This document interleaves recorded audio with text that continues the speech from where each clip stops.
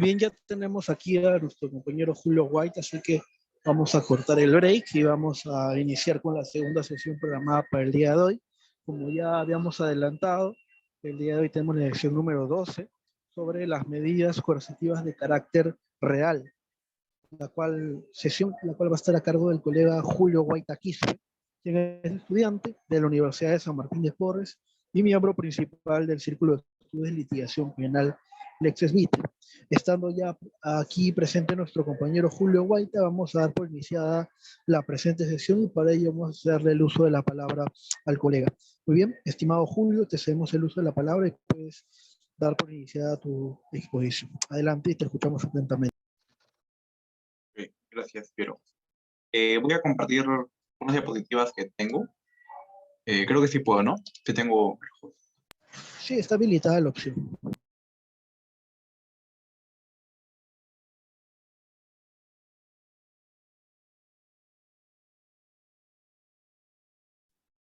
Ya. ¿Me confirman si se ve la pantalla? Sí, correcto, está en caución. Ok, perfecto.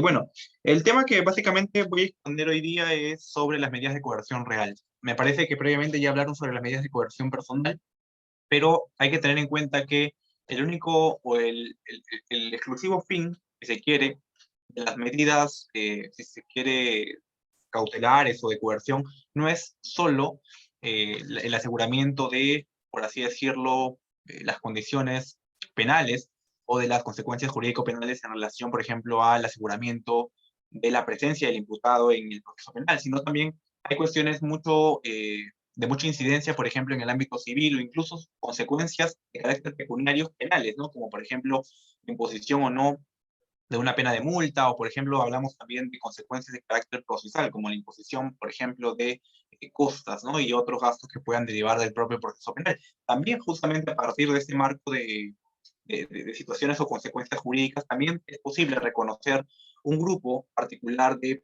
medidas de coerción, ¿no? Que son consideradas medidas de coerción real, a diferencia de las medidas de coerción personal, en el caso o en el supuesto de que no recaen las medidas de coerción real sobre el imputado propiamente dicho, sobre la persona, sobre su libertad o sobre determinados derechos intrínsecamente vinculados a la libertad, sino recaen específicamente sobre derechos de corte patrimonial, por ejemplo, patrimonial, entiéndase en todo el término de la palabra, hablamos de todas las facultades que puedan implicar los atributos de, por ejemplo, la propiedad, la facultad de disposición, la facultad de disposición, de posesión, la facultad incluso de poder disfrutar, ¿no? De los propios frutos que puede eventualmente un bien producir. Existen entonces diferentes clases de medidas de coerción real que nuestro Código Procesal reconoce, y lo interesante es que la sistemática utilizada por el legislador nacional en relación a las medidas de coerción real es bastante simpática, pero que tiene diferencias particulares respecto, por ejemplo, a la legislación procesal de antaño o de otrora, ¿no? Específicamente el Código de Procedimientos Penales, porque se han incorporado medidas muy interesantes que de su tenor se puede apreciar de que se compatibilizan mucho con las medidas de coerción que en buena cuenta el Código Procesal Civil también reconoce. En realidad, en muchas partes del Código Procesal Penal, cuando ustedes puedan revisar el capítulo pertinente en relación a las medidas de coerción real, van a dar cuenta de que con frecuencia el Código Procesal Penal se remite, ¿no?, al Código Procesal Civil a efectos de complementar, porque en realidad las situaciones de las medidas de coerción reales específicamente son propias del derecho civil, ¿no? Pero, como menciono, en el ámbito penal, cuando se imponen, no solamente sirve para poder garantizar la reparación civil, sino también otras consecuencias pecuniarias, ¿no?, que se verifican aunque tienen algún tipo de vinculación con el delito, como por ejemplo las multas, o por ejemplo también las costas y costos u otros gastos derivados del proceso penal, ¿no? Entonces vamos a empezar más o menos comentando, teniendo este panorama general. Vamos a empezar señalando que existe un acuerdo muy importante, ¿no?, que es el Acuerdo Plenario 7/2011, donde justamente establece en sus fundamentos 16º al 19º algunas cuestiones particulares en relación a las medidas de coerción real, ¿no? Dice, y me ha permitido citar específicamente este extremo del acuerdo plenario, que señala lo siguiente, ¿no? Dice: una medida de coerción real requiere de indicios racionales de criminalidad, referidas a un delito que haya ocasionado un daño a perjuicio y a la existencia de una relación de causalidad con el sujeto contra el que se adopta, ¿no? Requiere además verificar la completa probabilidad de que se produzcan situaciones que impidan o dificulten la efectividad del procedimiento penal, peligro de fuga o de ocultamiento patrimonial del imputado. En buena cuenta, este párrafo resume los dos presupuestos clásicos que normalmente se tienen para cualquier clase de medida de coerción. El principio, la apariencia del derecho, la apariencia de algún derecho que justamente debe ser reivindicado, si se quiere, debe ser satisfecho o tutelado, y el peligro en la demora, ¿no? Hablamos de peligro en términos amplios, porque lógicamente cuando hablamos de peligro, específicamente en el ámbito de las medidas de coerción personal, hablamos de un peligro de obstaculización, un peligro de fuga, ¿no? Pero en el caso particular de las medidas de coerción real, hablamos de un peligro de que la persona que tiene que hacerse responsable eventualmente, ya sea, por ejemplo, de una pena de multa o de una reparación civil, llamemos, por ejemplo, el propio procesado o incluso un tercero civilmente responsable, podría, pues, realizar acciones tendientes a poder generarse su propia insolvencia, ¿no? U ocultar su patrimonio a través de acciones simuladas, contratos simulados u otra clase de acciones que pueden generar esa clase de peligro, ¿no? También resulta particular cuando hablamos de la apariencia del derecho, ¿no? Porque hay que tener en cuenta que, como he señalado, las medidas de coerción real no sirven exclusivamente para garantizar el pago de la reparación civil, no eso es algo equivocado, sino también para cuestiones o consecuencias jurídicas pecuniarias en general, ¿no? Pena de multa u otra clase de gastos o costos procesales que se generen en el proceso. Entonces, hay que tener especial cuidado, por ejemplo, cuando nos referimos a este primer presupuesto, ¿no? Cuando nos referimos específicamente a la apariencia del derecho. Porque, lógicamente, cuando se trata de una pena de multa y queremos, por ejemplo, imponer o solicitar, mejor dicho, el fiscal quiere solicitar una medida de coerción real para garantizar eventualmente que en el futuro el procesado pueda responder a estas penas de multa que se está solicitando, que potencialmente se solicitará en una acusación. En ese caso en concreto, lo que tiene que probar el fiscal es que existe en buena cuenta indicios de criminalidad, indicios racionales de criminalidad, ¿no? El imputado es probablemente responsable del delito que está cometiendo o del delito que se le viene investigando, pero a partir justamente de datos periféricos o datos que en buena cuenta puedan emanar de la propia investigación que se ha iniciado, y esto nos va a permitir justamente dar esa noción de apariencia de derecho o presupuesto material, si se quiere, para poder determinar la procedencia de una medida de coerción real, ¿no? Específicamente, medida de coerción real penal.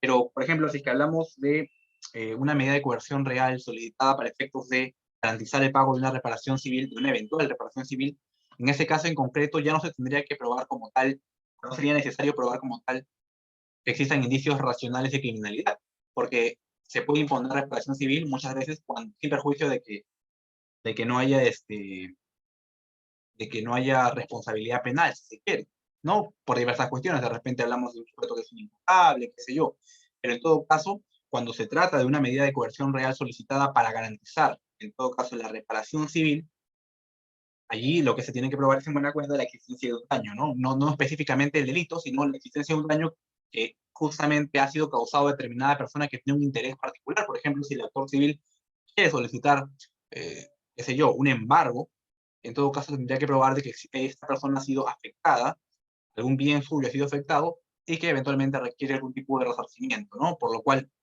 va a tener que demostrar y brindar los elementos necesarios para incluso cuantificar cuál podría haber sido el daño, ¿no? El monto que se va a solicitar incluso por concepto del embargo, si se quiere, ¿no? Si se quiere plantear esa medida, por ejemplo. Pero en grandes rasgos lo que intento decir es que son dos presupuestos, los clásicos que ustedes ya conocen y que de igual forma se aplican para las medidas de coerción personal, los que también se tienen en cuenta aquí, pues, ¿no? En las medidas de coerción.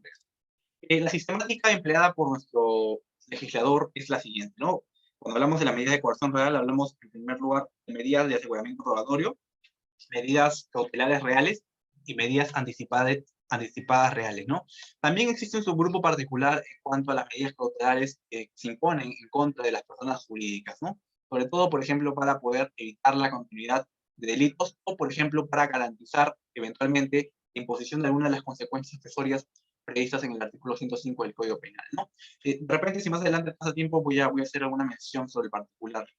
Pero a grandes rasgos, hay que tener en cuenta que esa es la clasificación de las medidas de coerción real. Medidas de aseguramiento probatorio, que son aquellas que van a resguardar la actividad probatoria respecto a la responsabilidad patrimonial, ¿no?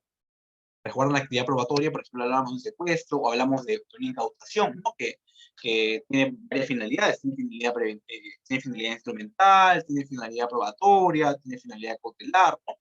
O también hablamos, por ejemplo, de las medidas cautelares reales, ya específicamente para garantizar determinados aspectos, como por ejemplo la eventual respuesta por parte de un obligado a responder por obligaciones de carácter pecuniario, ¿no? Que justamente puedan establecerse en una eventual sentencia.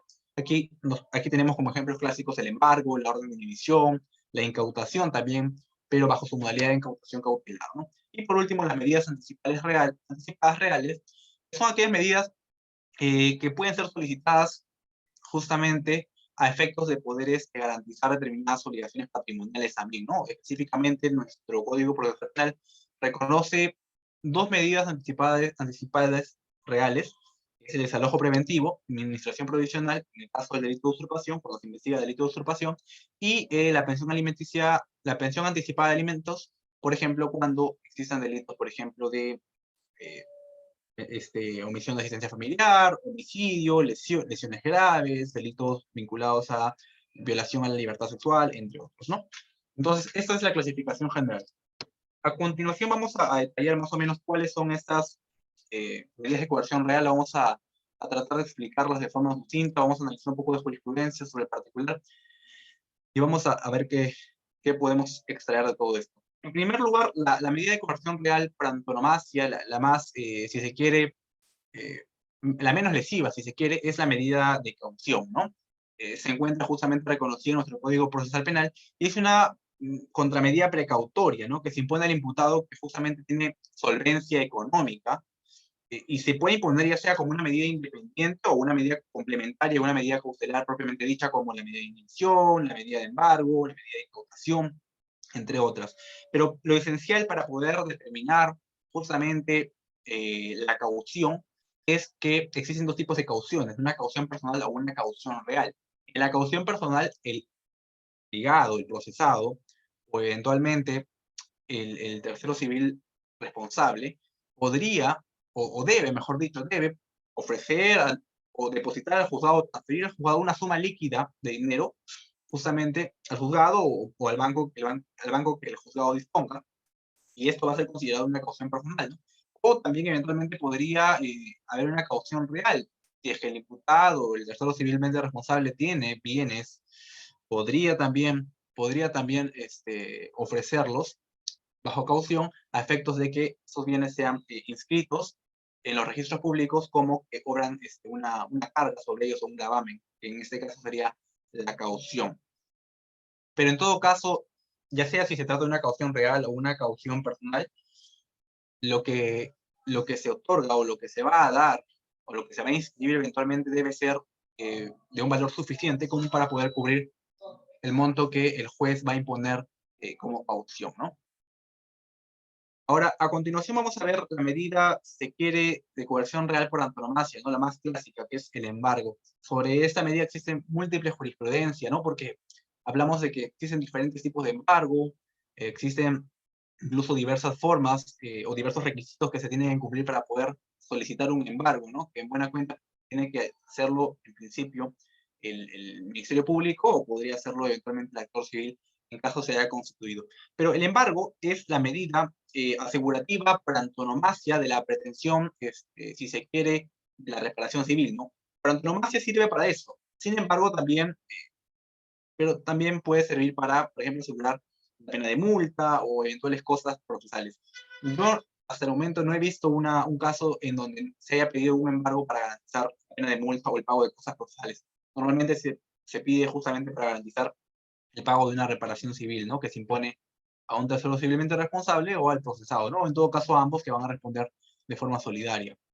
Pero el embargo va a incidir, a diferencia de, por ejemplo, otras medidas como la incautación, va a incidir sobre los bienes de propiedad del imputado, ¿no? Va a incidir sobre los bienes de propiedad del imputado, impidiendo justamente el ejercicio de la libre disposición del bien embargado. Ojo, impide la libre disposición, ¿no? La libre disposición. No es que impida disponer el bien, sino la libre disposición. Esa disposición del esa posibilidad de disponer del bien embargado se encuentra limitada o condicionada, ¿no? Entonces, de hecho, sí se puede disponer de un bien embargado, pero bajo determinadas condiciones. Y justamente mencionaba que la especial diferencia entre la incautación y el embargo es que el embargo recae sobre bienes de propiedad del procesado o eventualmente del tercero civilmente responsable, porque en el caso de la incautación, esta medida de coerción real no recae específicamente sobre bienes de propiedad del imputado, sino en realidad sobre bienes de carácter litigioso, ¿no? Ya sea, por ejemplo, instrumentos, ya sea ganancias, ya sea el objeto del delito en todo caso, ¿no? Pero justamente bienes de carácter litigioso. Esto como una primera diferencia, si se quiere. Pues como hemos mencionado, también es una medida limitada, ¿no? Pues no todo puede ser embargado. Lógicamente, el Código Procesal Penal y también normas complementarias, por ejemplo, señalan que no se puede embargar montos vinculados o montos específicos, por ejemplo, el tema de la pensión de alimentos, o no se puede embargar, por ejemplo, lo que recibe una persona como pensión, ¿no? Para sobrevivir, para poder subsistir. También existen situaciones u otras clases de situaciones que no pueden ser así como embargables, ¿no? Ahora, existen tipos de embargo, que lo vamos a ver a continuación aquí en esta diapositiva, pero esencialmente son 5, ¿no? El embargo en forma de inscripción, el embargo en forma de depósito, en forma de retención, en forma de intervención y el embargo en forma de administración.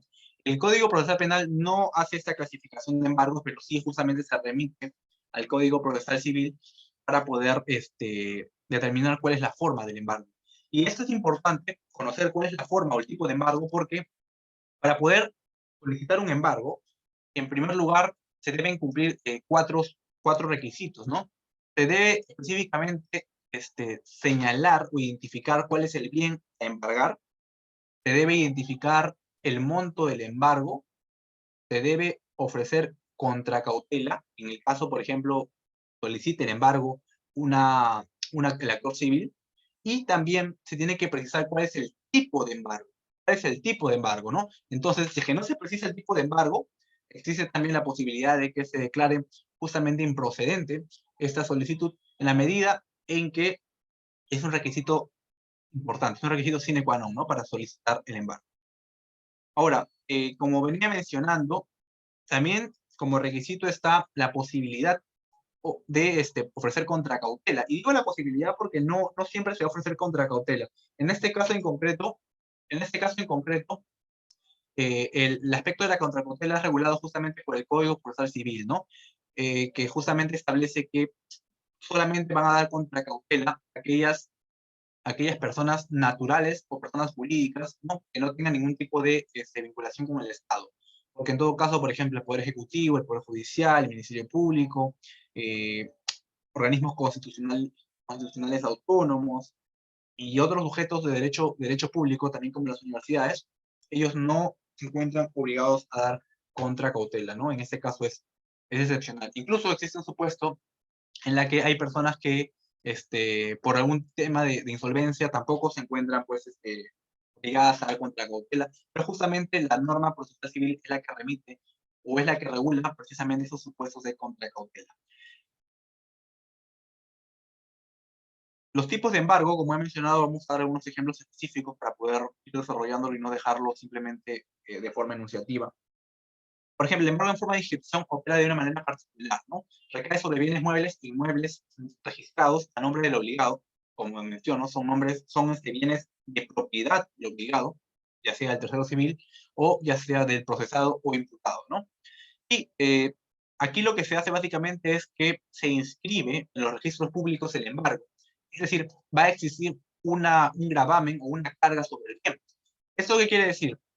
De que eventualmente si el obligado o la persona, el afectado con el embargo, va a poder disponer de su bien, pero lógicamente, cuando va a transferir su bien a otra persona, la otra persona va a poder agarrar y determinar, va a decir, mira, yo he checado en recursos públicos, he sido dirigente, y he verificado que sobre tu inmueble hay un embargo inscrito, ¿no?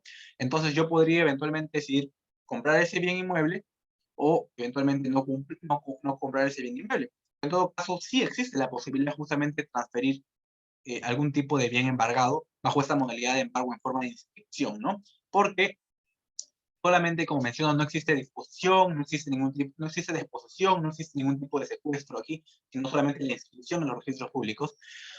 Y esta inscripción implica pues que exista la publicidad registral, ¿no? Que todos puedan conocer que efectivamente este bien está embargado. También existe el embargo en forma de depósito, ¿no? Y este embargo en forma de depósito recae sobre bienes muebles del obligado, nada más sobre bienes muebles, no sobre bienes inmuebles, y son depositados en poder del mismo obligado, ¿no? Pero se limita en este caso la facultad de disposición, ¿no? Pero no la prohíbe, no la prohíbe. En este caso en concreto no existe una inscripción en los registros públicos como tal, de que sobre determinado bien existe una carga o un gravamen, sino que solamente se limita a la facultad de disposición.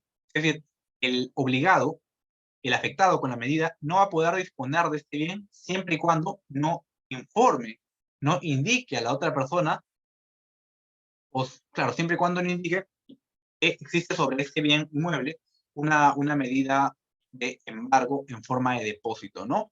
Y eventualmente si es que lo hace, es decir, si es que transfiere o dispone de un bien que justamente se encuentra embargado en forma de depósito, cuyo custodio es el propio obligado, el propio afectado, lo dispone sin autorización o sin informar que justamente existe un embargo sobre el particular, la persona pues incurriría en el delito de estelionato, ¿no?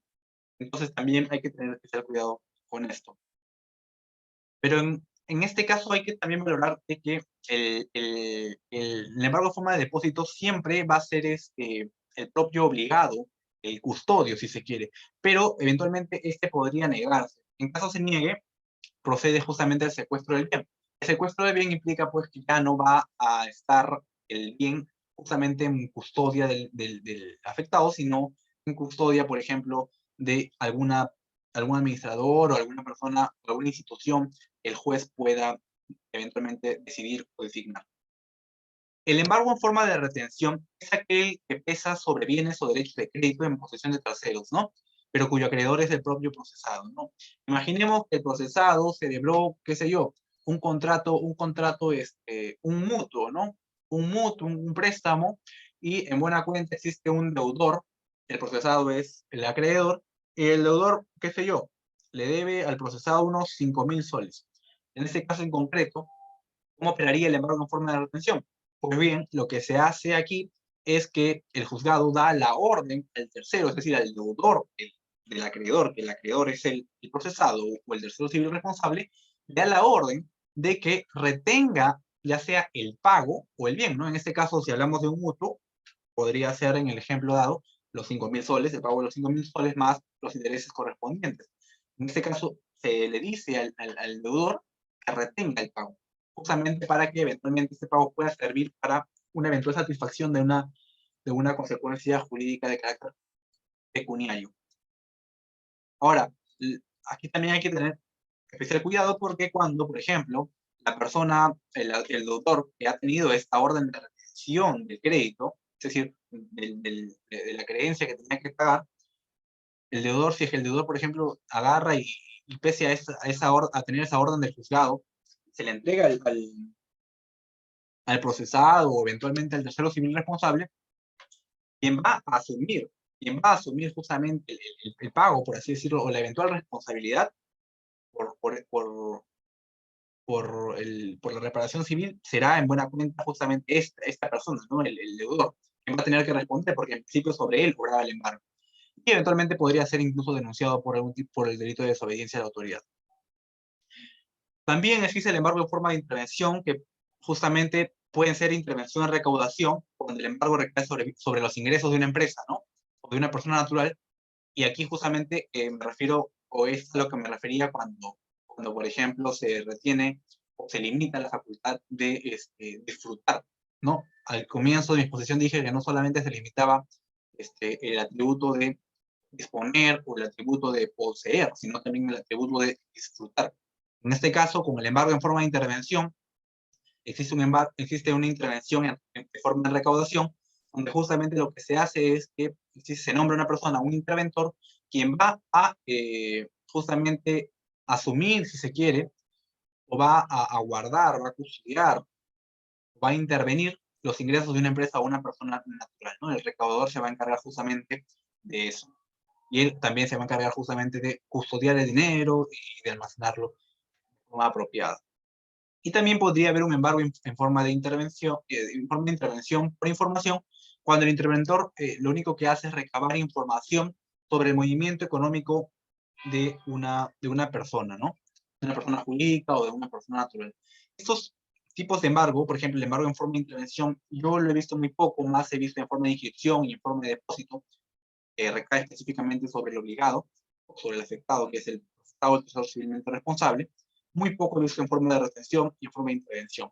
Y por último, el embargo en forma de administración es aquel que recae también sobre los bienes que producen frutos, ¿no? Pero en este caso se nombra a un administrador justamente para que pueda administrar los frutos que produce eventualmente determinado negocio. Por ejemplo, si es que existe, imaginemos, ¿no? Si es que el procesado tiene, qué sé yo, una vivienda que la arrienda, por ese arriendo el obligado recibe pues frutos, ¿no? Recibe el monto del arriendo, el monto del alquiler. Entonces se puede nombrar un administrador justamente para que pueda eh, recabar o recaudar también esos frutos producidos por el alquiler o el arriendo de la vivienda del imputado.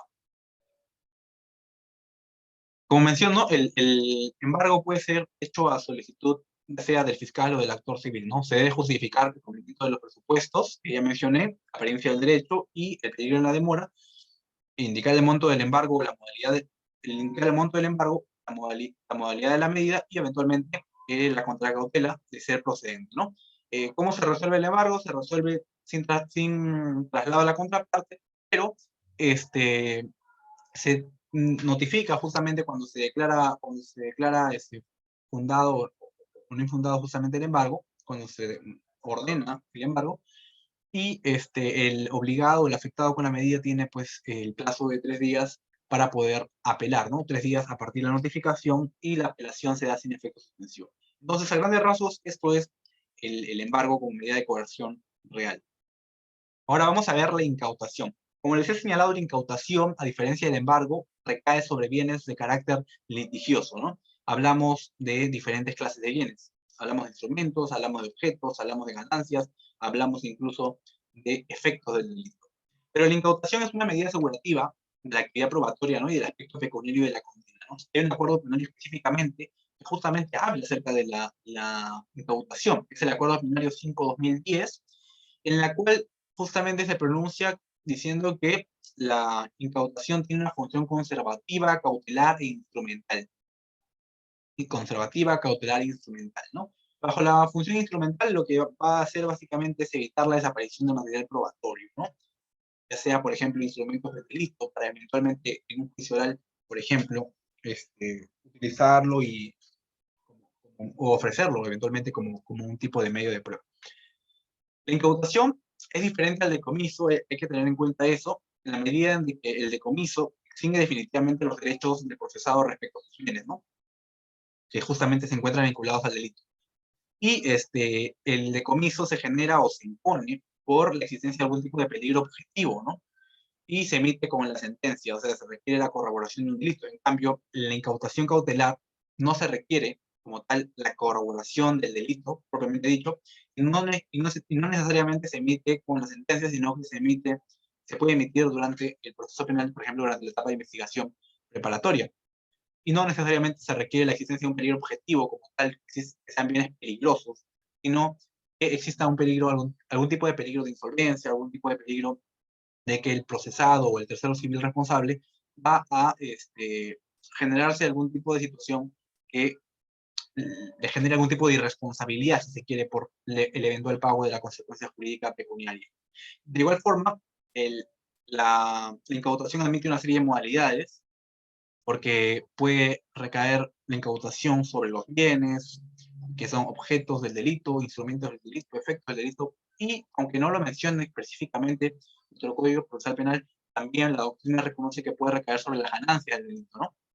Pese a que, por ejemplo, algún sector de la doctrina no está de acuerdo con esa interpretación, quien está a favor, por ejemplo, de reconocer de que sí, en efecto, la incautación puede recaer sobre las ganancias del delito es el profesor Martín Castro, pero el profesor Oreguardia menciona que no debería recaer sobre las ganancias del delito, sino exclusivamente sobre los efectos, sobre los objetos y también sobre,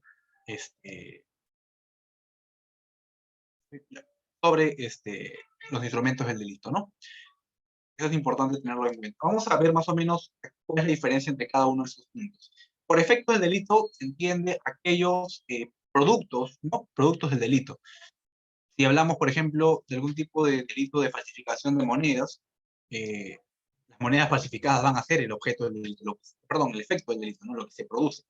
De igual forma, cuando hablamos de delito de tráfico ilícito de droga, ¿no? O el delito de transporte de drogas, por así decirlo, la contraprestación que se genera a partir justamente de esa actividad de movilización de la droga también es considerada como el efecto del delito, es lo que produce el delito, ¿no? Cuando hablamos de instrumentos del delito, hablamos de aquellos objetos que son utilizados para poder canalizar, para viabilizar, para ejecutar el delito. Por ejemplo, si hablamos del tipo penal de falsificación de monedas, estamos ante, por ejemplo, la máquina del delito, la máquina de falsificación de las monedas, que es básicamente el instrumento, es el medio que permite justamente ejecutar el delito. O, por ejemplo, si es que hablamos del delito, como menciono, de transporte de droga, de igual forma, el camión que es utilizado para transportar la droga también es considerada los instrumentos del delito. En el caso de los objetos del delito, aquí hablamos de otro aspecto, ¿no? Hablamos de aquellos bienes sobre los cuales recae el delito, ¿no? Objetos sobre los que recae el delito. Por ejemplo, en el caso del tráfico ilícito de droga, el delito recae sobre la droga per se. Eso es el objeto del delito, ¿no? En el caso de, por ejemplo, el delito de tenencia ilegal de armas, de igual forma, el delito o el objeto del delito es las armas que justamente son obtenidas o son manipuladas, son objetos de posesión de forma ilegal, sin autorización alguna, sin autorización de la autoridad competente. Y por último, las ganancias del delito son aquellos pues, bienes obtenidos producto de la realización del delito, ¿no? Aquí hablamos de un incremento patrimonial, a diferencia, por ejemplo, de los efectos del delito, instrumentos del delito o objetos del delito. Esa es la principal diferencia entre las ganancias del delito y las otras modalidades sobre las cuales puede recaer la incautación. De igual forma, para poder tener en cuenta para poder solicitar la incautación, es fundamental que se pueda solicitar, pero cumpliendo justamente los presupuestos materiales generales de toda medida de coerción real, ¿no? El fumus comissi delicti, el periculum in mora, básicamente implica pues la carencia de derecho, o en todo caso la existencia de indicios racionales de la comisión de algún delito, y el peligro en la demora, en la posibilidad, por ejemplo, de que un instrumento del delito pueda servir para perpetrar muchos más delitos o para generar una situación, si se quiere, de peligrosidad objetiva, ¿no? La incautación puede ser impuesta por la policía o el Ministerio Público sin necesidad de alguna autorización judicial, solamente en los supuestos sin que exista algún tipo de peligro para los fines asegurativos, ¿no? Por ejemplo, si es que en una intervención policial, imaginemos, encuentra una intervención policial, qué sé yo, a un grupo de personas, se les encuentra armas de fuego que de repente han sido perpetradas previamente para cometer un delito, han sido usadas previamente para cometer un delito, la policía eventualmente tendría que incautar esas armas de fuego. No tendría que esperar incluso todavía a solicitar una autorización judicial para poder incautarla, sino que inmediatamente podría hacerlo porque justamente es este peligro o este riesgo, ¿no? De que pueda ser usado eventualmente para la comisión de más delitos o que peligren los fines asegurativos. Obviamente, una vez que se proceda con la incautación, ya sea en el ámbito o en el seno del Ministerio Público o en el ámbito policial, se tiene que, de forma inmediata, ¿no? De forma inmediata, informar o dar cuenta al Poder Judicial, al juzgado, a efectos de que exista confirmación judicial justamente de la orden de incautación. Esto en base pues, a los principios de inmediatez y al principio de jurisdiccionalidad. Hay que tener en cuenta que ya existe jurisprudencia sobre el particular, donde indica de que la policía o el Ministerio Público no puede disponer la incautación de los bienes si es que no existe justamente este peligro asegurativo, ¿no? Si es que la policía o el Ministerio Público dispone de la incautación de los bienes, de los instrumentos, de los efectos, de las ganancias, o eventualmente de otra clase de bienes sobre los cuales puede recaer justamente esa medida de incautación, sin existir peligro, eso implica o supone una causal de nulidad absoluta, ¿no? Y sobre el particular también es importante tener en cuenta que sobre la incautación procede el reexamen y la variación. El reexamen específicamente cuando existen terceros de buena fe que han sido afectados con la medida, ¿no? Que ostentan un derecho de propiedad sobre, por ejemplo, el bien que ha sido objeto de la afectación. Ellos pueden solicitar el reexamen y tienen el derecho a participar justamente y a solicitar que el juzgado pueda reevaluar justamente y verificar su condición de legítimos propietarios de buena fe a efectos de que se les devuelva, por así decirlo, o se alce la medida de incautación y se le devuelva la tenencia de sus bienes, ¿no? Legítimamente obtenidos a través de buena fe. De igual forma, se puede solicitar la variación de la incautación, ya sea, por ejemplo, cuando los presupuestos de la incautación, por ejemplo, cuando hablemos de que los fines asegurativos no están en peligro, se podría eventualmente solicitar la variación del embargo, o incluso es posible que el afectado pueda sustituir el embargo, brindando algún tipo de, sustituir la incautación, brindando algún tipo de dinero, qué sé yo, algún tipo de caución, algún tipo de medida de coerción de carácter personal, ¿no? Vamos a ver ahora un par de jurisprudencias sobre el particular, donde justamente se expone bastante, bastante al respecto, ¿no? Por ejemplo, esta casación bastante conocida, la 382-2013 Puno, en el fundamento jurídico 18, pues, se indica de que solo es legítimo limitar el derecho de propiedad mediante la incautación si el bien afectado pertenece a un procesado, ¿no? Solo es legítimo limitar el derecho de propiedad mediante la incautación si el bien afectado pertenece a un procesado. Debe devolverse inmediatamente el bien al tercero propietario siempre que demuestre que no tiene vinculación con el delito, ¿no? Es algo que se necesite para la investigación, ¿no? En este caso estamos hablando del supuesto ya mencionado previamente en relación al reexamen, si es que el bien no es del procesado, sino un tercero que ha adquirido de buena fe la propiedad del bien mueble o inmueble. En este caso, parece lógico que no tendría que proceder la incautación, ¿no? Y podría proceder el reclamo de la medida. De igual forma, la casación 646-2014 Sultana menciona algo interesante, ¿no? En relación a la incautación. Dice, el juez puede devolver los bienes incautados, incluso ante la ausencia de una resolución de sobreseimiento o de absolución, a pesar de no estar regulada por la ley de delitos aduaneros, ¿no? Debido a que esta es complementada por el Código Procesal Penal 2004, ambas normas regulan el supuesto distinto de devolución a cargo del juez y del fiscal, sin que ninguno de estos casos sea exigible la existencia de sobreseimiento de una absolución. En todo caso, como le menciono, existe la posibilidad de que se levante la incautación o que se devuelvan los bienes, siempre y cuando, no necesariamente cuando exista una sentencia absolutoria, cuando exista un auto de sobreseimiento, ¿no? Sino también cuando se están de supuestos de personas que han adquirido de buena fe algún tipo de derecho patrimonial sobre el bien que ha sido objeto de la medida de incautación. Aquí también hay dos sentencias interesantes, la casación 113-2013 Arequipa, en el cual justamente habla acerca de los bienes intrínsecamente delictivos, ¿no? Hay bienes, por ejemplo, que eventualmente en una sentencia es probable que se absuelva, ¿no? A una persona, de repente por determinado delito, supongamos el delito de contrabando, un delito aduanero. Se puede absolver, pero cuando se trata de que los bienes que han sido objeto de incautación son bienes intrínsecamente delictivos, en este caso en concreto, pese a que haya habido alguna absolución, no van a ser objetos de entrega o devolución a la persona que se ha visto afectada, ¿no? Por ejemplo, hablamos de bienes, imaginemos, ¿no? Un delito de tenencia ilegal de armas, qué sé yo, eventualmente se podría declarar, se podría absolver a la persona, o eventualmente se la podría hacer irresponsable, de repente por algún tipo de, qué sé yo, de causal, ¿no? De inimputabilidad, pero lógicamente no se le va a entregar este armamento de fuego cuando parece lógico de que no tiene, o se ha comprobado que no tiene ninguna autorización o que no se sabe cómo ha sido obtenida, ¿no? Porque hablamos de un bien intrínsecamente delictivo, ¿no? En este caso en muerto también se plantea algo similar, justamente en esta ejecutoria que pongo a vista. Ahí menciona, ¿no? Cuando el bien producto del contrabando es intrínsecamente constitutivo de un delito, no resulta razonable que este sea devuelto, ¿no? Después de un sobreseimiento solicitado por el fiscal y amparado por el juez para su tráfico a la persona a quien se le incautó, ¿no? Sino a quien tenga el legítimo derecho sobre el mencionado bien. En el caso en concreto era, pues, la SUNAT. De igual forma, esta acusación 864-2017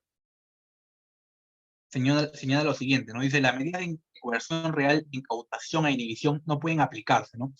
A instituciones jurídicas no pueden aplicarse desde el elemento de homogeneidad típico de las medidas de coerción, ¿no? Instituciones jurídicas materiales distintas. Además, la incautación importa por su propia naturaleza la imposibilidad de gravar o transferir el bien. Aquí hablamos de la diferencia entre la incautación y la inhibición, ¿no? La orden de inhibición implica la imposibilidad justamente de poder disponer del bien. Existe una orden de inhibición, que más adelante vamos a verlo incluso, existe la posibilidad de disponer del bien y es muy distinta a la incautación, ¿no? Tiene fines totalmente diferentes. Esto es por el lado de la incautación. Vamos a ver a continuación ahora el secuestro conservativo, que también es una medida, si se quiere, adicional de coerción real que también contempla nuestro Código Procesal Penal, pero para supuestos específicos, ¿no? Este secuestro conservativo solamente va a regir o solamente va a recaer sobre vehículos motorizados del imputado o del tercero civil responsable, ¿no? Y específicamente en el caso de los delitos de lesiones culposas u homicidios culposos, ¿no?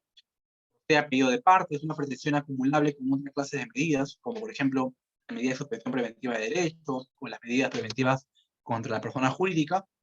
Y el juez también, en este caso en concreto, va a resolver sin traslado de parte, pero la resolución es impugnable una vez que justamente es notificada. Es notificada y va a tener igualmente el plazo de 3 días, ¿no? Como toda clase de impugnación en contra de autos, para que pueda ser objeto de apelación en todo caso, ¿no? Y eventualmente también esa medida de secuestro conservativo puede variar, ¿no? Si es que se ofrece algún tipo de garantía sobre particular, o también podría cesar en los supuestos en que exista una sentencia absolutoria firme, o que exista, por ejemplo, algún tipo de auto que ordene el archivo, por ejemplo, judicial del proceso penal o de los actuados por alguna causal que tenga que ver con la inexistencia del hecho o alguna de las causales del sobreseimiento que incida realmente sobre el aspecto fáctico, ¿no? En cuanto, ahora sí, la orden de inhibición, hay que mencionar de que la inhibición en nuestro Código Procesal Penal está regulado como orden de inhibición, ¿no? No como inhibición a secas. Y lo interesante es que esta medida sí restringe el derecho a la libre disposición, ¿no? Pero solamente de bienes registrables, no de cualquier clase de bienes, sino de bienes registrables.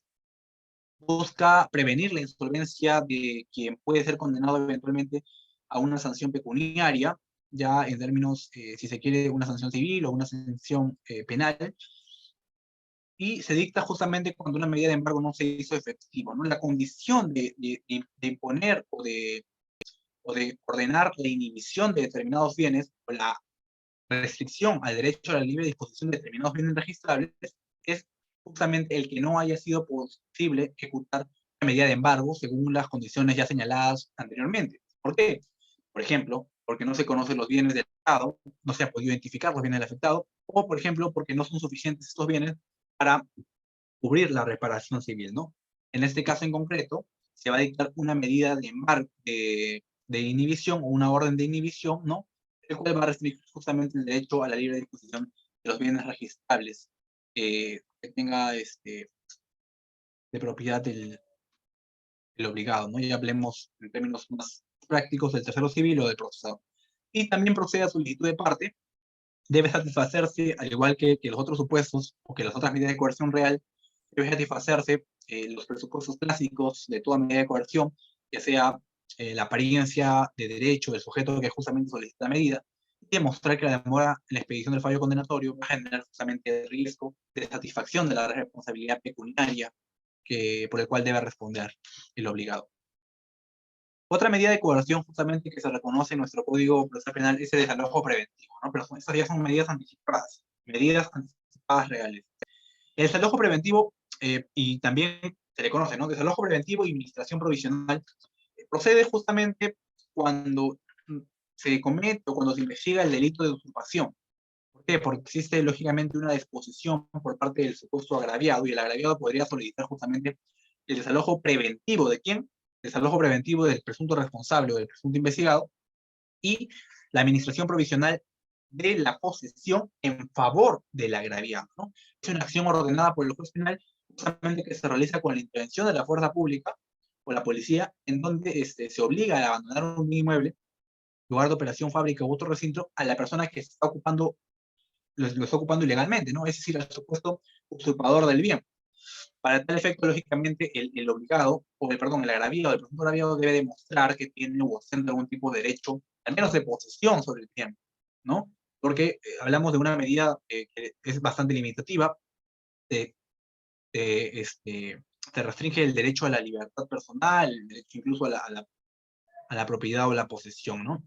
El objetivo básicamente es recuperar el uso y goce del inmueble, materia de litis, objeto material del delito, siempre que medie pues una obligación de restituir exigible de la propiedad. Y se realiza justamente en los casos de usurpación. Por último, existe la medida de anticipada de alimentos, ¿no? O la pensión anticipada de alimentos se da, por ejemplo, en determinados delitos como los delitos de homicidio, lesiones graves, o omisión a la asistencia familiar, delitos, por ejemplo, de violencia familiar, violación sexual, violación de la libertad sexual específicamente. Y lo que busca, básicamente, es evitar la situación de desamparo en que pueda quedar los deudos o sujetos legitimados en general, ¿no? A consecuencia, por ejemplo, de la comisión de un delito, ¿no? Pongamos que, qué sé yo, una persona, la persona mata, no sé, a Pepe, y Pepe pues tenía, tenía una familia. Lógicamente la familia, Pepe era el único cabeza de familia, era el que trabajaba, el que suministraba dinero y alimento a su familia, y con su fallecimiento, lógicamente, su familia se queda al desamparo. Por un buen tiempo, hasta que la esposa pueda conseguir tal vez trabajo o algo así, estos probablemente se van a encontrar en una condición de desamparo, por lo cual podría solicitarse eventualmente la pensión anticipada de alimentos, y esta pensión anticipada de alimentos va a servir eventualmente para que más adelante se le pueda descontar, ¿no? Le pueda descontar al procesado o al afectado, o a la persona que ha sido sujeto de la medida de pensión anticipada de alimentos, cuando se imponga ya un monto por concepto de reparación civil en la eventual sentencia que lo declare responsable del presunto delito que ha cometido, ¿no? En el caso concreto sería el delito de homicidio. Entonces, en líneas generales hemos tratado aquí de considerar cuáles son las medidas de coerción real que nuestro Código Procesal Penal reconoce, ¿no? Son medidas que, como menciono, para poder solicitarlas, siempre se debe cumplir los presupuestos básicos, ya sea la apariencia del derecho y el peligro en la demora, ¿no? Va a variar en función a la clase de medida, justamente la justificación, pero en todo caso, estos dos son los presupuestos que se deben acreditar ante el juzgado. Hay determinadas situaciones en las que, por ejemplo, ya no se tiene que ofrecer contracautela, o no es necesario, por ejemplo, fundamentar o justificar la apariencia de un derecho vulnerado o la apariencia de indicios racionales de criminalidad. Por ejemplo, en el caso de la medida de embargo. En la medida de embargo, cuando se emite una sentencia condenatoria y tras ello se quiere solicitar un embargo, ya no es necesario solicitar, o ya no es necesario fundamentar en la solicitud justamente la existencia de indicios racionales de criminalidad, justamente porque ya existe una sentencia condenatoria que más o menos ya identificó, ¿no? Ya realizó un análisis o un primer juicio de valor en torno a la responsabilidad o no justamente del procesado. En este caso en concreto tampoco se procede a dar contracautela, tal como me lo refiere nuestro Código Procesal Penal, ¿no? En buena cuenta, estas son las medidas que reconoce nuestro Código Procesal Penal para poder garantizar cualquier tipo de consecuencia jurídica pecuniaria, ya sea cosas procesales, ya sea reparación civil, ya sea una pena de multa, ¿no?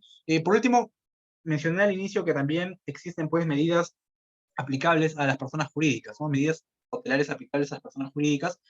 Existe una regulación particular, incluso el Código Procesal Penal diferencia, ¿no? Medidas cautelares aplicables a las personas jurídicas en función al artículo 105 del Código Penal, que regula las consecuencias accesorias, y también hay medidas aplicables a las personas jurídicas, pero ya en función a la ley 3424, ¿no? Que regula la responsabilidad administrativa de las personas jurídicas por los delitos de cohecho, tráfico de influencia, lavado de activos, financiamiento del terrorismo, ¿no?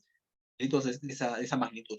Entonces, son diferentes medidas que pueden justamente ser aplicables a las personas jurídicas, medidas cautelares, lógicamente, pero que tienen básicamente el propósito de que tienen el propósito, en primer lugar, de evitar justamente la continuidad de un delito.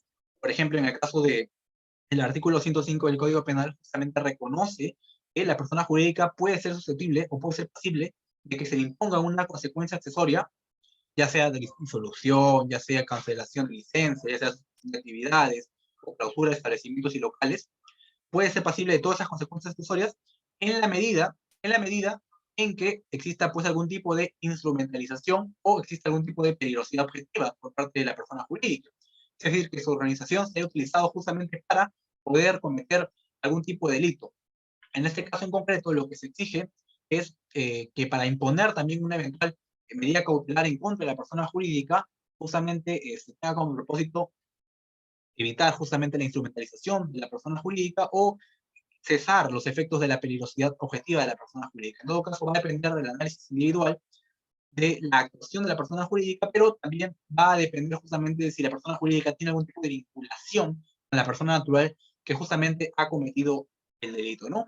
Aquí planteamos la diferencia, ¿no? Porque en el caso de las medidas cautelares ordinarias, si se quiere, para las personas jurídicas, en función del artículo 105 del Código Penal, que regula las consecuencias accesorias para cualquier clase de delito,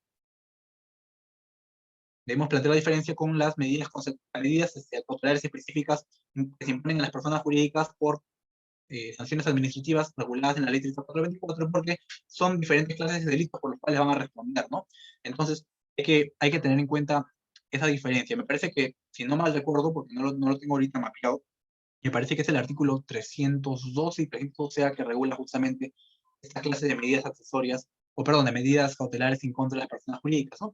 Que tienen como propósito justamente evitar, como menciono, la continuidad de que se emplea a la persona jurídica para la comisión de delitos o de eventualmente garantizar, ¿no? La imposición de una de las consecuencias accesorias previstas por la ley penal o por la ley justamente que regula la responsabilidad administrativa de las personas jurídicas. Bueno, quería comentarles a rasgos generales eso, espero que se me haya entendido y en todo caso quedo presto a alguna duda, algún interrogante que se me pueda plantear sobre el particular, porque en realidad me parece que estos tópicos, o especialmente el tópico de las medidas de coerción real, no son muy complicados, entonces quedo atento a lo que puedan plantear y agradecido por haberme escuchado en estos minutos.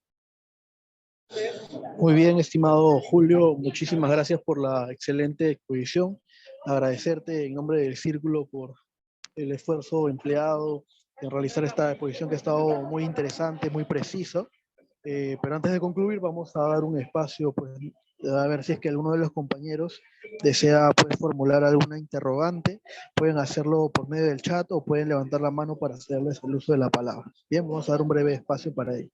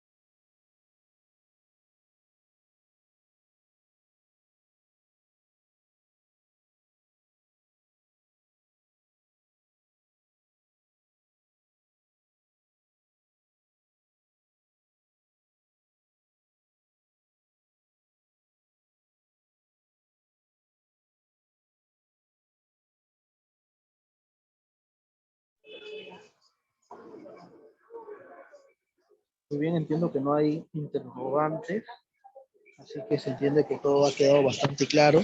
Nuevamente felicitar al colega Julio Guaita por la excelente disertación. Eh, Felicitarlo en nombre del Círculo de Estudios de Litigación Penal Lex Vita y esperamos poder seguir contando con tu participación en venideras actividades. Muchísimas gracias, Julio. Felicitar a ambos, tanto a Julio como a Daniel, por las excelentes disertaciones que han podido brindar el día de hoy. Muchísimas gracias a ambos, muchísimas gracias también a las personas que han estado presentes en el transcurso de la sesión. Y bueno, eso sería entonces todo por hoy. Voy a tomar los pantallazos respectivos. A ver si es que me dan un segundo. Listo. Eso sería todo entonces por el día de hoy, estimados amigos. Nos vemos la próxima semana y que tengan un excelente fin de semana. Un fuerte abrazo a cada uno. Que tengan buenas noches. Nos vemos el próximo sábado. Muchísimas gracias.